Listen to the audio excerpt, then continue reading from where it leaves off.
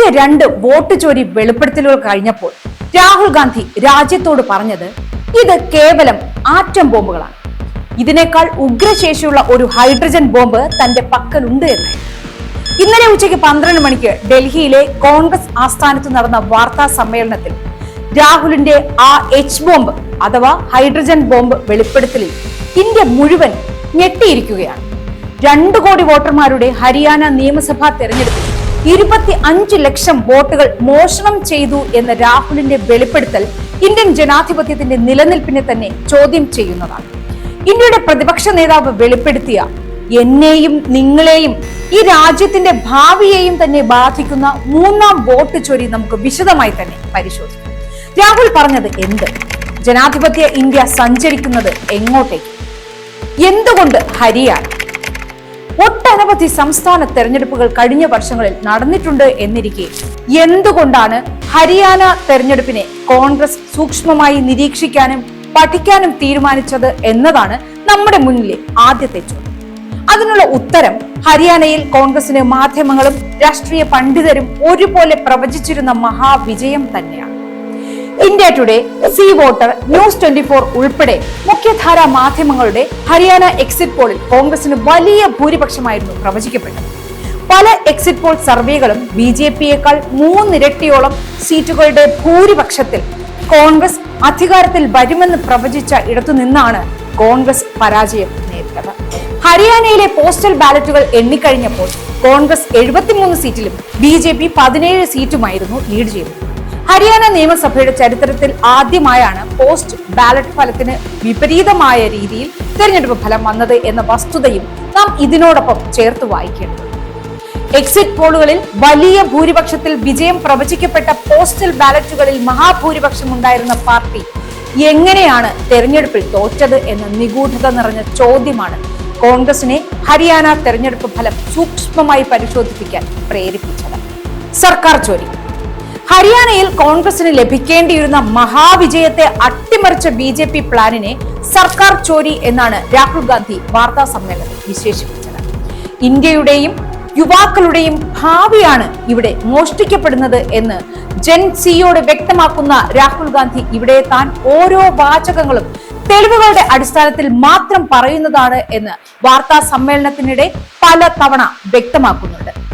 Exit poll ഫലങ്ങൾ കോൺഗ്രസിന് വലിയ ഭൂരിപക്ഷം പ്രവചിച്ചിട്ടുള്ളപ്പോൾ തെരഞ്ഞെടുപ്പ് ഫലം വരാൻ 2 ദിവസം മാത്രം ശേഷിക്കെ ഹരിയാന മുഖ്യമന്ത്രി നടത്തിയ വാർത്താ സമ്മേളനത്തെയും അതിലെ പരാമർശങ്ങളെയും രാഹുൽ ഗാന്ധി രാജ്യത്തിനു മുന്നിൽ പ്രദർശിപ്പിച്ചു. ഞങ്ങൾ സർക്കാർ ഉണ്ടാക്കും, ഞങ്ങളുടെ പക്കൽ വ്യവസ്ഥയുണ്ട് എന്ന് പറയുന്ന ഹരിയാന മുഖ്യമന്ത്രിയുടെ വാചകങ്ങൾ ഉദ്ധരിച്ചുകൊണ്ട് എന്താണ് ആ വ്യവസ്ഥ എന്ന് ചോദിച്ചുകൊണ്ടാണ് രാഹുൽ ഗാന്ധി എച്ച് ബോംബിലേക്ക് കടക്കുന്നത്. കോൺഗ്രസിന്റെ തോൽവി. ഹരിയാനയിൽ എന്താണ് സംഭവിച്ചത് എന്ന് വ്യക്തമായി മനസ്സിലാക്കണമെങ്കിൽ ഹരിയാനയിലെ കോൺഗ്രസിന്റെ തോൽവിയുടെ വ്യാപ്തി നാം മനസ്സിലാക്കേണ്ടതുണ്ട്.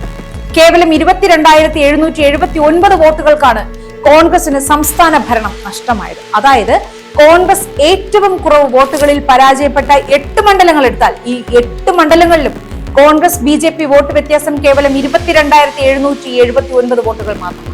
BJP 48ഉം കോൺഗ്രസ് 37 സീറ്റുകൾ നേടിയ ഹരിയാന തെരഞ്ഞെടുപ്പിൽ ഇരു പാർട്ടികളും തമ്മിലുള്ള ആകെ വോട്ട് വ്യത്യാസം 1,18,000 മാത്രമാണ്.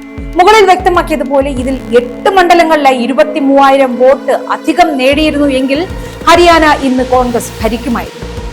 ഇത് എളുപ്പം മനസ്സിലാക്കാൻ ഒരു ഉദാഹരണത്തിലൂടെ പറഞ്ഞാൽ, പുതുപ്പള്ളി ഉപതെരഞ്ഞെടുപ്പിൽ ചാണ്ടി ഉമ്മന് ലഭിച്ച ഭൂരിപക്ഷത്തിന്റെ മുന്നിൽ 2 വോട്ടുകൾ ഉണ്ടായിരുന്നു എങ്കിൽ ഒരു സംസ്ഥാനത്തിന്റെ തെരഞ്ഞെടുപ്പ് ഫലം തന്നെ മറ്റൊന്നായേനെ എന്നാണ് ഈ കണക്കുകൾ നമ്മോട് സംസാരിക്കുന്നത്.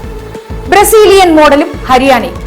സീമ, സരസ്വതി, ഗീത, സ്വീറ്റി, സുനിത ഇങ്ങനെ പല പേരുകളിലായി ഹരിയാന നിയമസഭാ തെരഞ്ഞെടുപ്പ് വോട്ടർ പട്ടികയിൽ 10 ബൂത്തുകളിലായി 22 തവണ പ്രത്യക്ഷപ്പെട്ട സ്ത്രീയുടെ ചിത്രം പ്രദർശിപ്പിച്ച ശേഷം ഇവർ ആരാണ് എന്ന് രാഹുൽ ഗാന്ധി മാധ്യമങ്ങളോട് ചോദിച്ചു. മാധ്യമങ്ങൾക്ക് ഉത്തരമില്ലാത്തതിനാൽ രാഹുൽ തന്നെ ഉത്തരം നൽകി. ഹരിയാന നിയമസഭാ തെരഞ്ഞെടുപ്പിൽ പല പേരുകളിൽ 10 ബൂത്തുകളിലായി 22 തവണ പ്രത്യക്ഷപ്പെട്ട ആ സ്ത്രീ ഹരിയാനക്കാരിയല്ല എന്ന് മാത്രമല്ല, അവർ ഇന്ത്യക്കാരി കൂടിയാണ്.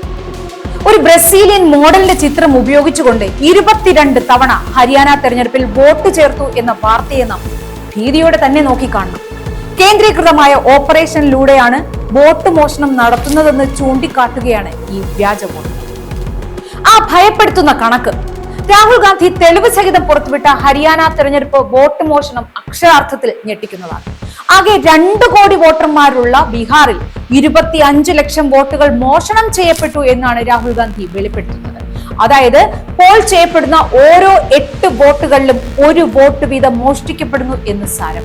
വോട്ടർ പട്ടികയിൽ 22 തവണ പ്രത്യക്ഷപ്പെട്ട ബ്രസീലിയൻ മോഡൽ ഈ തെരഞ്ഞെടുപ്പ് അട്ടിമറിയുടെ ഒരു ഉദാഹരണം മാത്രമാണ്.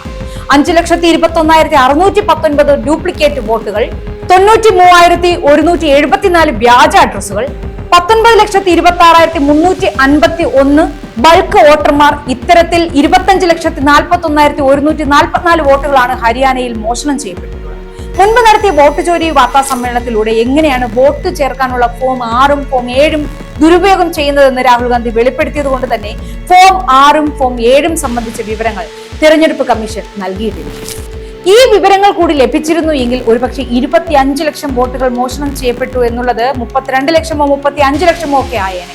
നിലവിൽ സംസാരിക്കുന്ന ഈ 25 ലക്ഷം വോട്ടുകൾ തങ്ങളുടെ പക്കൽ തെളിവുകളുള്ളവയാണ് എന്നും ഡാറ്റ ഇല്ലാത്തവയെ പറ്റി ഇപ്പോൾ സംസാരിക്കുന്നില്ല എന്നും രാഹുൽ കൂട്ടിച്ചേർക്കുന്നുണ്ട്.